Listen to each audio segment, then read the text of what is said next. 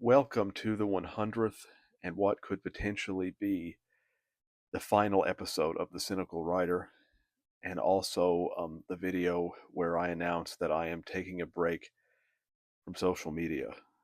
Um, it could be a relatively short break, maybe only a week.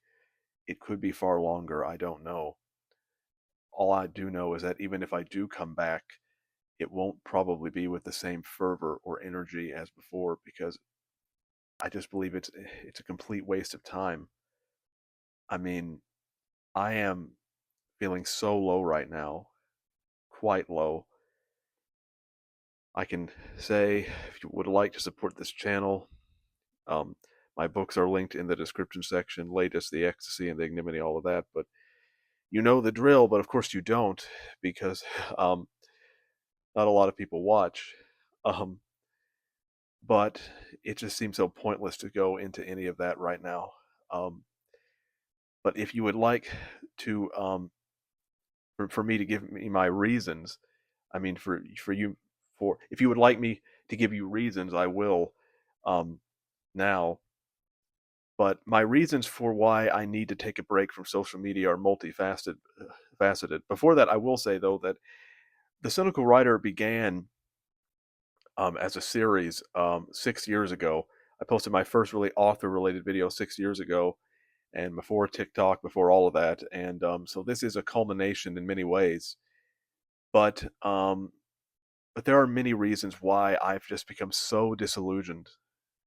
And I mean, I've been experiencing some like health, I mean, minor health issues in terms of like losing weight unintentionally, fight or flight. And it's just, I've just become very disillusioned. And I'll go into the reasoning. But the first reason might not be what you expect, actually. Um, the first reason that I have been trying to use social media as a means of connection with others. Um, I have been trying to like build social connections because I don't really have any in real life whatsoever, and so I've been trying to use social media as a way to form bonds with like-minded people, and I have to varying degrees. But I often feel like because these relationships are what you call parasocial, is that they're online relationships through text. They can seem very uneven, but because of that, I don't find them to be quite fulfilling, especially when like for example, I tried to befriend uh, uh, content creators that I consider to be like-minded content creators that I like and such. But quite off, but and when I like a content creator, really like them, I will be fiercely loyal and show up for them and support them. And quite often over the years, I've experienced relationships with content creators where everything was really great in the beginning, but for whatever reason, they started to pull back and respond to me less, and then it somehow felt like I was giving far more than I was receiving. And now I'm not saying it's anyone's fault. I'm not blaming anyone. I'm mainly talking about this from my own emotional perspective more than anything else. So I'm not blaming anyone.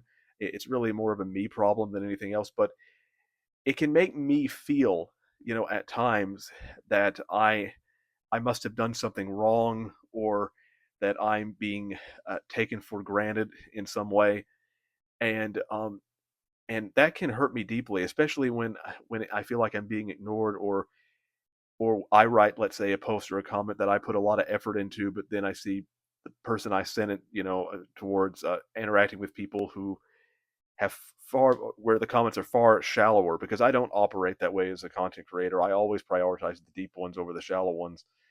And and so now I'm not saying that it's malicious necessarily. They have their own reasons, and I'm not saying that and I'm not entitled to anything or anything like that. I'm not saying that. I'm not even saying these people have done anything wrong or anything of that nature. It's just how it makes me feel personally, than anything else. It's my emotional reaction even more than my logical reaction, and that has taken a toll on me because I just feel like, and now many of these people I have I've had great relationships with, and I still treasure those relationships in many ways.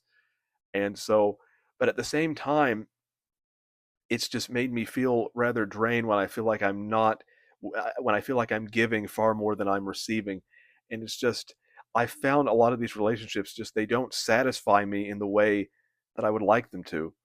So that's one reason, is that I'm not getting the social connections that I would wish, because it seems like social media is a place where it encourages people to care about their brand more than forming deep social connections. Then another reason, of course, is that I just don't think that TikTok and YouTube are conducive um, to developing an appreciation for classic literature beyond shallow aesthetics. It's all about that. It's more about how you are perceived as a content creator, how you look, your charisma, and not about who has actually written the best book. That's entirely secondary. And so I just don't think that social media is the best place to develop an appreciation for classic literature, because it's all about sound bites and superficial aesthetics over deep and meaningful introspection and conversation or reading. And it's just not fun anymore for me to do this. It's just not fun. It feels more like routine, and every day it seems like I see more of the shallowness of it and more of the superficiality of it. And it's not fun anymore. It's not a fun thing for me to do. um I haven't sold any books in months, although apparently I may get one recently now. But and I appreciate that, but it's not enough to make up for everything. And it's just, I don't see the point, because I'm not getting anywhere with anything. And so it seems like insanity to continue to do it.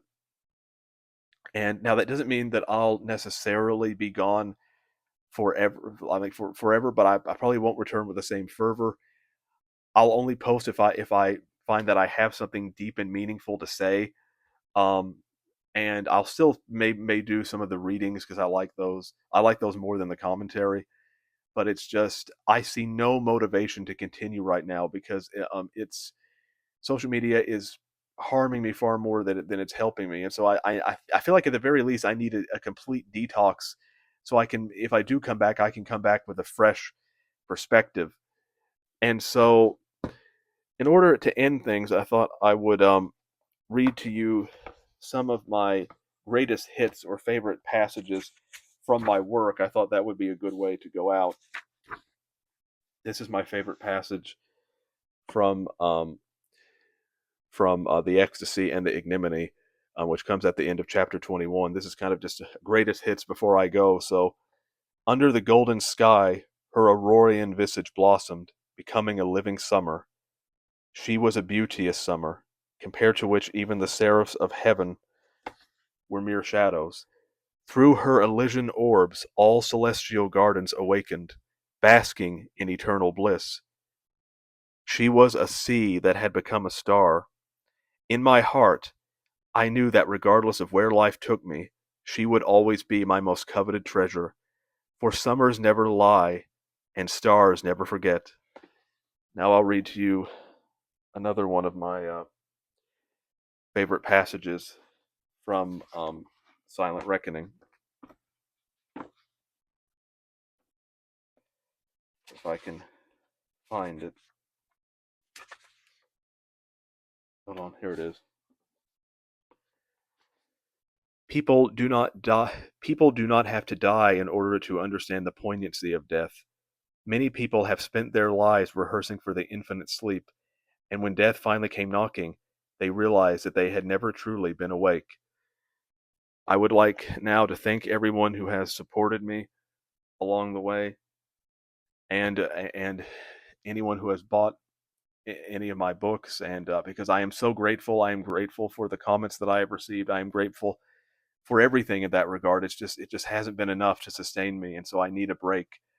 And so with that, I bid you a very heartfelt goodbye for now.